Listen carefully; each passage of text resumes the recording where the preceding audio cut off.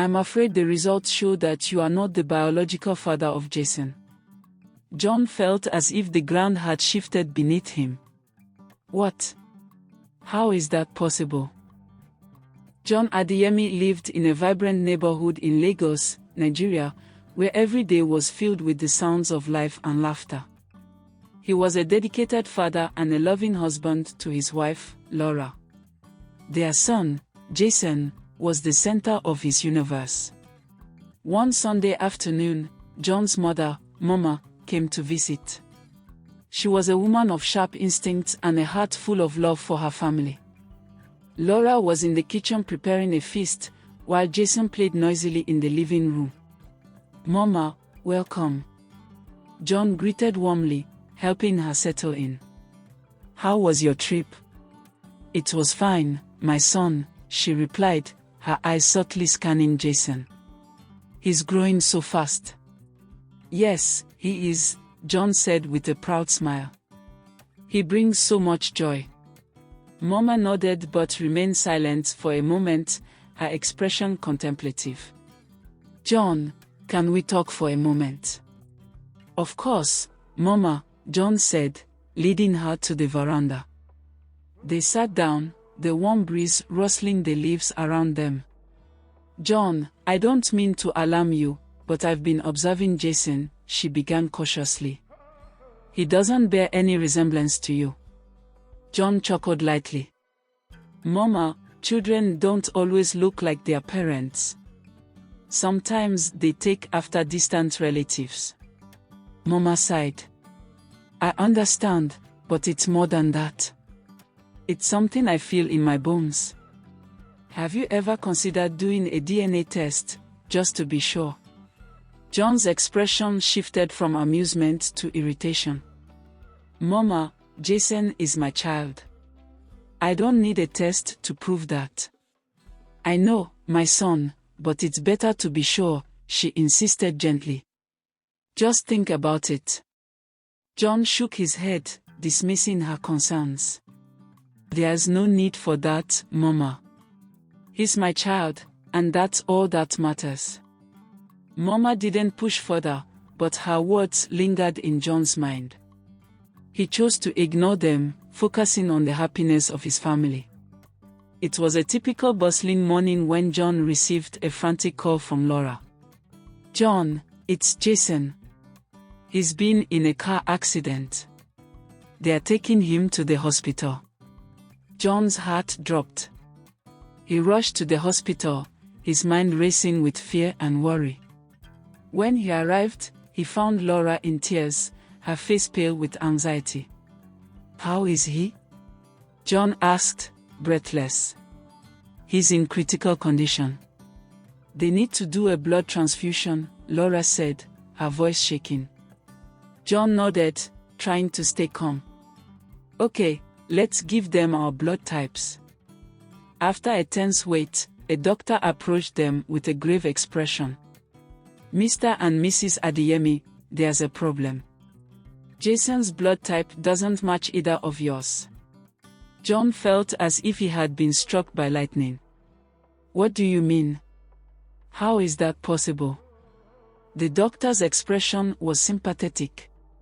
"It's possible there was a mistake in the records. We need to find a matching donor quickly." John's mind reeled as he and Laura rushed to find a suitable donor. The words of his mother echoed in his head, and a cold dread settled in his heart. That night, after ensuring Jason was stable and a suitable blood donor was found, John lay awake, his mind racing. He couldn't shake the nagging doubt that had taken root in his heart. Mama's words echoed in his mind, more insistent than ever. Determined to find the truth, John decided to conduct a DNA test on his own. He knew he needed to be discreet, so he waited until Laura and Jason were asleep. Late one night, John quietly collected a hair sample from Jason. His hands trembled with a mix of fear and resolve.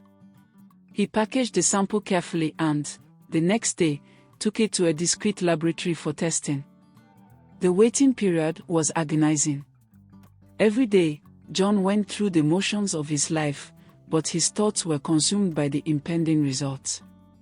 He avoided discussing his doubts with Laura, not wanting to raise her suspicions. After what felt like an eternity, John received a call from the lab. "Mr. Adeyemi, the DNA test results are ready. You can come to the lab to discuss them." John's heart pounded in his chest as he drove to the lab. The moment he stepped inside, he felt a wave of dread wash over him. Dr. Adewale, the geneticist, greeted him with a somber expression. "Mr. Adeyemi, please have a seat." John's palms were sweaty. "What do the results say, doctor?" Dr. Adewale took a deep breath. "I'm afraid the results show that you are not the biological father of Jason." John felt as if the ground had shifted beneath him. "What? How is that possible?" The doctor's expression was sympathetic. "I understand this is difficult to hear. The test is very accurate. I'm sorry, Mr. Adeyemi." John drove home in a daze, his mind struggling to process the betrayal. When he arrived, he found Laura in the living room, reading a book. She looked up and smiled. "John, you're home early. How was your day?" she asked cheerfully. John's expression was grim. "We need to talk, Laura." Laura's smile faded as she saw the seriousness in his eyes. "What's wrong?" John took a deep breath, his voice shaking with anger and hurt. "I did a DNA test on Jason. The results came back today." Laura's face went pale. "John, why would you do that?" "Because I needed to know the truth." John shouted, his voice cracking. "The test showed that I'm not his biological father. How could you lie to me all these years?" Laura's eyes filled with tears. "John, I can explain." "Explain what, Laura?" "That you've been lying to me for our entire marriage. That this child I've loved and raised isn't mine." John's voice was filled with pain. Laura sobbed, her body shaking. "It was a mistake, John. I never wanted to hurt you. I didn't know how to tell you." John felt a wave of nausea. "How many times, Laura? How many times did you betray me?" Laura wiped her tears, trying to compose herself. "It was just once, John. I was lonely, and you were always working. It just happened. But I swear, I love you and Jason is ours, no matter what." John turned away, the betrayal cutting deep. "I need to get out of here." As John walked away, his vision blurred and he felt a sharp pain in his chest. He collapsed to the floor, gasping for air. "John!" Laura screamed, rushing to his side. The next moments were a blur as John was wheeled into the emergency room. He had suffered a massive heart attack, triggered by the overwhelming stress and emotional turmoil. John woke up in a hospital bed, his body weak but alive. Laura was by his side, her eyes red from crying. "John, thank God you're awake," she whispered, reaching for his hand. He pulled his hand away, the hurt still fresh. "Laura, I can't do this right now." "I understand," she said, tears welling up again. "But please, for the sake of our child, let's try to walk through this." John closed his eyes, feeling the weight of the world on his shoulders. "I need time, Laura. I need to think." Over the next few weeks, as John recovered physically, he struggled with the emotional scars. He knew he had to face the truth, not just for himself, but for Jason, who still saw him as his father. Determined to uncover the full truth, John decided to have a DNA test done for Jason. The result confirmed his worst fear: Jason was not biologically his. The revelation left John devastated, but he also felt a strange sense of clarity. This child, though not his by blood, was still his in every other way. He had raised him, loved him, and Jason looked up to him as his father. One evening, as John sat on the veranda, Mama came to visit. She sat beside him, her presence a comforting balm. "John, my son, I am so sorry you had to go through this," she said softly. John nodded, his eyes reflecting a deep sorrow. "Mama, I don't know what to do. How do I move forward from this?"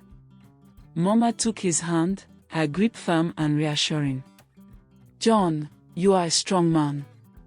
The truth is painful, but it is also liberating. Jason may not be your blood, but he is your heart. You have raised him with love and care. That bond is unbreakable." John looked at her, tears brimming in his eyes.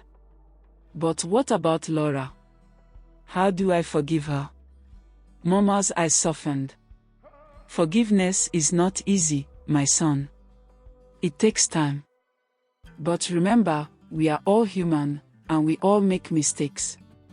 If you truly love her, you will find a way to forgive."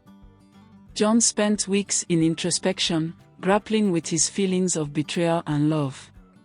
He knew he had to make a decision, not just for himself, but for his son. One day, he came home, the atmosphere was thick with tension. Laura greeted him at the door, her face etched with worry and hope. "John, welcome home," she said softly. John looked at her, his expression unreadable. "We need to talk, Laura." They sat in the living room, the weight of the conversation pressing down on them. "Laura, I am still hurt and angry. But I love Jason, and I want to be a part of his life," John began. Laura nodded, tears brimming in her eyes. "I understand, John. I am so sorry for everything. I will do whatever it takes to make things right." John took a deep breath. "It's going to take time, Laura. Trust has been broken, and it won't be easy to rebuild. But for the sake of our son, I am willing to try." Laura's face lit up with a glimmer of hope. "Thank you, John. I promise I will do my best to earn your forgiveness." In the months that followed, John and Laura worked through their issues with the help of a counselor. It was a difficult journey, filled with ups and downs, but they were determined to make it work for their family. John found solace in the love he had for Jason. He realized that while Jason may not be his biological offspring, the bond they shared was real and unbreakable. He continued to be a devoted father, guiding Jason with love and wisdom.